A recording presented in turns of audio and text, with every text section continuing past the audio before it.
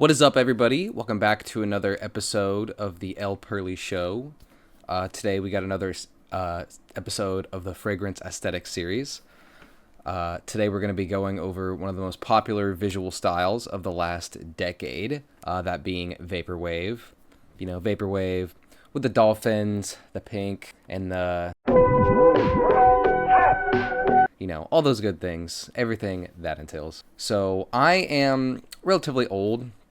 I turned 26 in about a month or so I have been around to see Vaporwave kind of be born and develop into an actual genre encompassing multiple different forms of media, including games and movies, not just images and music. So I don't want to get too deep into the history of Vaporwave, even though it is very interesting. So I'll try and break down the most important releases and what that means to us in our noses, our big stinking honkers, if you will. So Vaporwave roots sort of coalesce out of the last two visual styles we've looked at this series, Silicon Dreams or 90s CGI and Fruitiger Arrow, as sort of a mix of the two in a way, often taking surrealist elements and checkerboards out of early CGI and borrowing futuristic and aquatic elements from Fruitiger Arrow.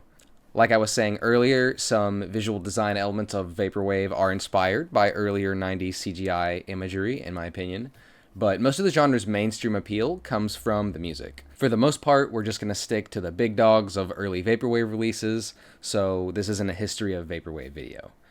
A quintessential Vaporwave album is Macintosh Plus, Floral Shop. If you don't recognize the name, you'll probably recognize the album cover. It has the quintessential Vaporwave song, a quintessential Vaporwave cover. Really, it's got the whole 9 yards. This is what comes to mind for most people when they think of Vaporwave, is stuff like this. Vaporwave has a lot of overlap with Synthwave, and although they are different, for our fragrance purposes in this video, we'll kind of be lumping the two together. Basically think Vaporwave is Echo the Dolphin and Versace Swing, and Synthwave is Far Cry 3, Blood Dragon, and Hotline Miami. Other really important releases from this period include Far Side Virtual by James Ferraro and Blank Banshee Zero by Blank Banshee. Young Lean was also a huge factor, blending Vaporwave with rap music and pushing the aesthetic with his fashion and early releases like Unknown Death 2002. I can't not put this in the video. I also would like to mention 2814, Birth of a New Day. It did come a bit later in 2015, I believe, but it is one of my favorite early Vaporwave releases. It's an amazing ambient cyberpunk type album. Vaporwave would fail to find a foothold in mainstream consumer publications, but continues to be popular in internet culture well into the modern day. You still occasionally see Simpson Wave stuff, you know, Vaporwave edits, stuff like that. Vaporwave would sort of inspire the future funk genre, which would lead to artists like Macross and Saint Pepsi becoming popular, and songs like Plastic Love by Maria Takeuchi in 2017 and Stay With Me by Miki Matsubara in 2020 blowing up on streaming apps. I do think it is interesting how Vaporwave sort of bled into the mainstream in subtle ways. Like how I can go to Kohl's and get a Marvel-inspired 80s t-shirt with Japanese lettering on it. Really makes you think. But moving on to the fragrance part of the review, we have to ask, what elements of the Vaporwave genre can we boil down to a fragrance? Basically, we want to smell like Miami Vice and Vaporwave wallpapers. So that can kind of be a wide variety of things. I think you can make an argument for a lot of different things here, honestly. But we're just going to go ahead and get into our list. First off, we've got Versace The Dreamer. Hear me out on this one. This is one of my favorite colognes, so it feels a bit biased to put on the list, but I think there's some solid reasoning. First of all, bottle design and box design. So, box design, you could kind of make an argument for that being Vaporwave, right? Very dreamy, very mystical. The bottle, it's got that sort of Greco-Roman statue type vibe that a lot of Versace bottles have. So I kind of feel like it is cheating to bring that up. But, you know, the Greco-Roman statues are common in a lot of Vaporwave imagery. So, but even discounting that, Versace Dreamer Original was released in 1996. Pretty much a powerhouse fragrance back in its day. Versace Dreamer starts out with kind of a harsh herbal flower, maybe tobacco flower. I'm not entirely sure. Before opening up into a very powdery white floral. The iris is pretty strong as well. It mixes with the amber. Pretty cozy to me. I'm actually wearing it right now. Very sweet, very powdery, very cozy, like I said. Longevity and projection isn't the greatest, but hey, you can buy a big bottle of this, this size for like 20, 30 bucks. So very cheap. Leans masculine, but could be unisex. Biased recommendation from your guy, L. Pearly. I don't care. I feel like it fits the bill for our Vaporwave fragrances. So, yeah. Biased recommendation. You can go with the vintage if you want a slightly more citrusy, much more expensive option. I've heard the projection on that is nuclear, but your mileage may vary with 20-year-old cologne. Another fragrance I saw mentioned in nostalgic 80s scents was In Love with Everything by Imaginary Authors. I unfortunately haven't tried this one yet or anything from the brand, but Imaginary Authors and Zoologists are the next perfume houses I plan on checking out. I'm probably going to get some sample sets from them soon. Anyways, on In Love with Everything is a fruity, sweet citrus scent. Literally, that is all the accords on Fragrantica. It has sugary sweet notes. It is supposedly evocative of 1980s Miami, unique fruit punch scent. Shout out Hotline Miami. Supposedly it leans a little bit feminine. It's almost kind of candy, yet with an unmistakable sour sandalwood note as well. Seems like the fruit punch elements are up front for the first 2 or 3 hours, but then it fades to a sugar and coconut smell for another 6 hours or so. Decent longevity, but a bottle of this costing $120 for 50 milliliters or 1.6 fluid ounces. It's definitely super expensive. It better have amazing projection and longevity. Damn. Seriously. A bottle of Jazz Club or even something like Jean Paul Gaultier will give you a better deal. But anyways, in love with Imaginary anything, Imaginary Authors. Expensive, but kind of Vaporwave.